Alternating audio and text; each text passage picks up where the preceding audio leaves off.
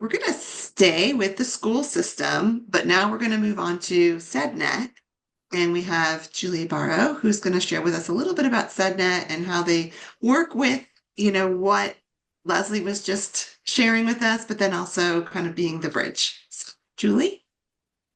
All right. Well, good afternoon, everyone. Thank you for hanging with us. I know this is a long afternoon. I always tell people to look around your room, find something blue, identify a smell, identify something you can hear, and kind of re-engage as we're going through our online platform here. But I'm so happy to introduce myself. I serve in an IDA-funded special project called SEDNET, and we are a multi-agency network. And really, my role is to work with all of these amazing speakers that have been talking today. So you can go to the next slide. So we are written into legislation. We really came about when so many of our students with emotional and behavioral disabilities were not only being removed from their homes because of just the fallout from their behaviors, but they were being removed out of our state. And so as we've learned in academics or in social services realm, really the best outcomes happen in the least restrictive environment. And the least restrictive environment is always the home school. And so the more support that we can wrap around our students here locally, as in the case of Josie, the better the outcome is for both the child and the family. And so we can go to the next slide. And a big part of our partnerships really are working with our school districts. I also serve Volusia, Flagler, Putnam, and St. John's, similar to DJJ. I spend a lot of time partnering with our mental health and behavioral health partners. And we work very closely with our child welfare and our families and youth directly. We try to support them as well. And so you could go to the next slide. And here's a map.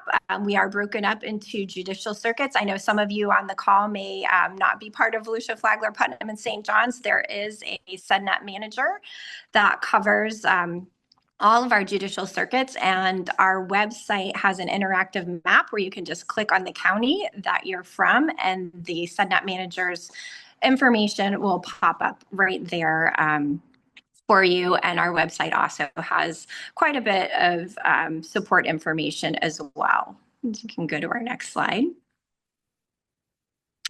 We have a great partnership with the Department of Education. We have a liaison who can really help us answer questions. A lot of times our families, as Josie's parent, she's really a complex case, and sometimes we want to have questions that can come straight from the Department of Education.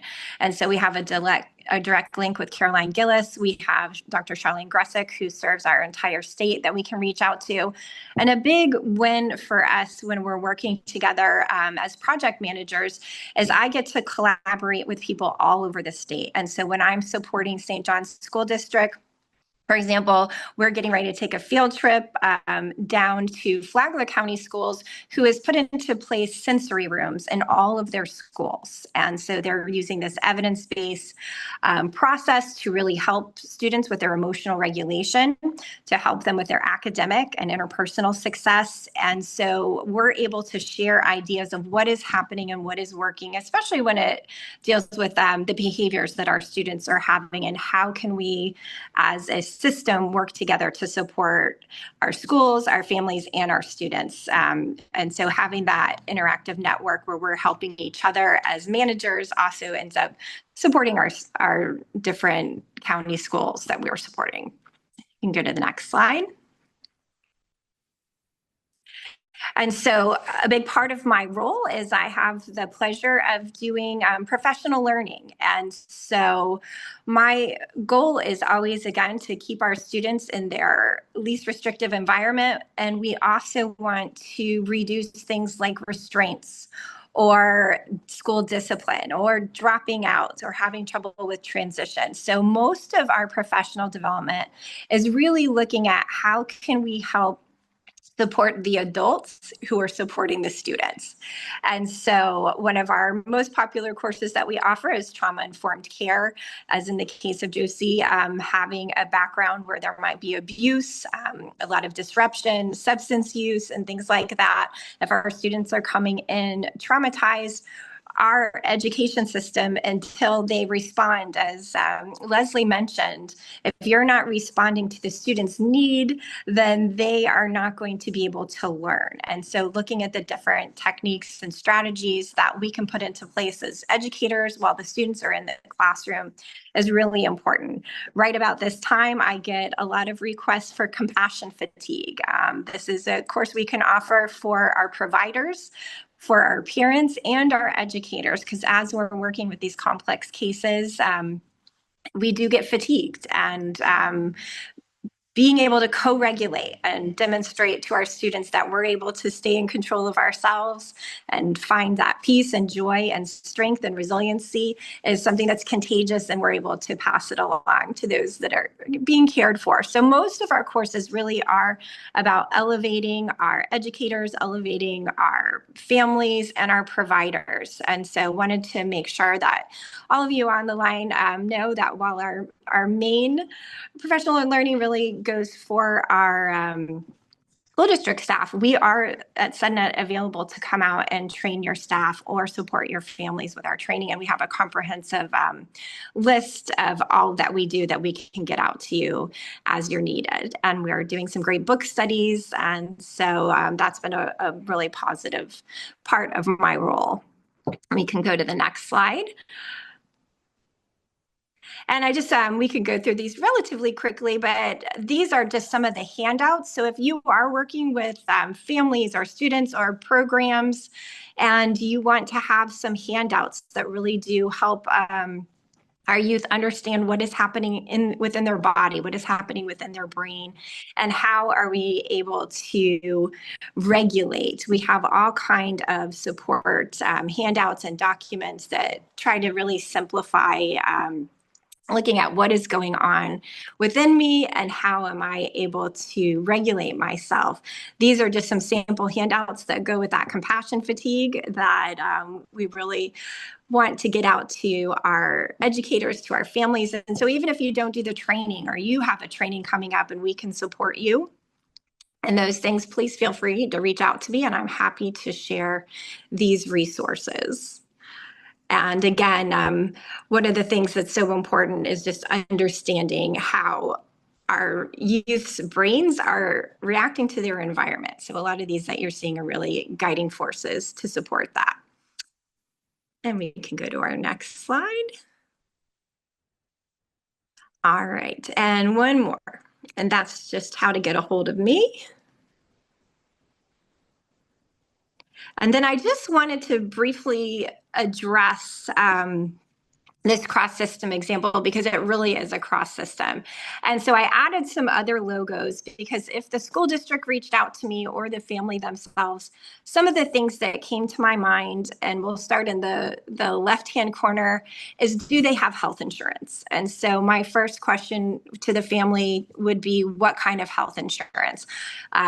They would luck out if they had Medicaid in a lot of cases. And so I use Sunshine Health as an example. And if you're not aware, our Medicaid providers, or Sunshine Health in particular, they have educational liaisons. So they have staff that is their role, to work with our school districts to provide support to that family. And so a lot of times what happens at school is in one silo, and what is happening out in the community is in another silo. And so this is a great branch. If the family indicated that they didn't have insurance currently, I might connect them to a free insurance navigation. We have multiple resources where families can receive that support and be connected to the correct insurance that fits with the scenario that we've just been talking about. Again, when we're talking about least restrictive environment, and I know the parent said, oh, I want to put this child in residential, they need help. And if you look at that, she has 2 other children or 3 other children, one with autism, the other are younger, that makes sense. But I would want to know, well, we have services like Epic that you can either self-refer, or because she's DJJ involved, they can refer, and they have all kind of substance abuse support, parent training classes. SMA also has similar programs that they can be referred to and stay locally. If the family needs a break and the child, we don't necessarily want, again, residential to be that very first thing.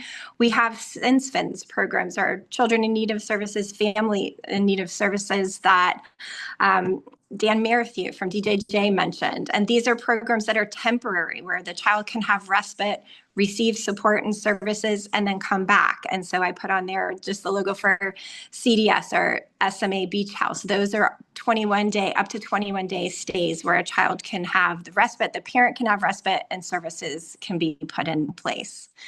I added that Children's Home Society logo because that would be another thing that comes to my mind, is there's something called the Family Service Planning Team. And as we're talking about how complex these cases are, that's where we're looking at somebody coming in and providing that care coordination, monthly meetings, finding out, do they need to have counseling, medication management, ongoing support and services. And so that's one of the organizations that provides that level.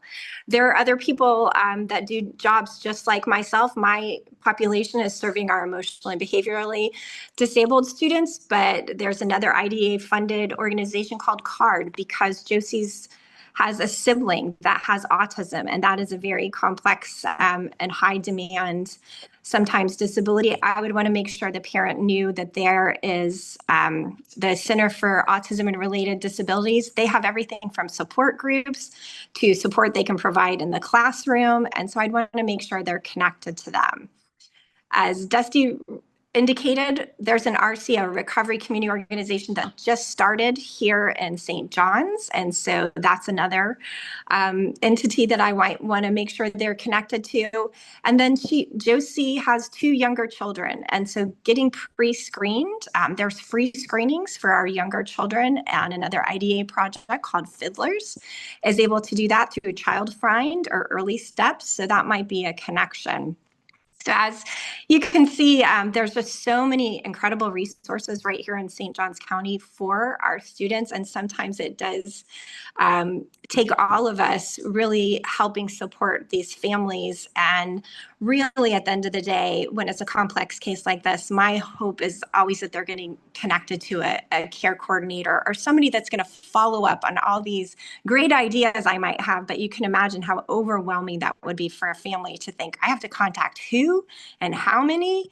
And so getting that care coordination or a single point of contact that's helping with this is really our end goal for a family like Josie's. So thank you all so much for your time and for being here this afternoon. Awesome. Thank you so much, Julie. So you see there's a ton of services that are available. And, when you're working with a complex family, it's really helpful to have people who understand the services and are knowledgeable about the services.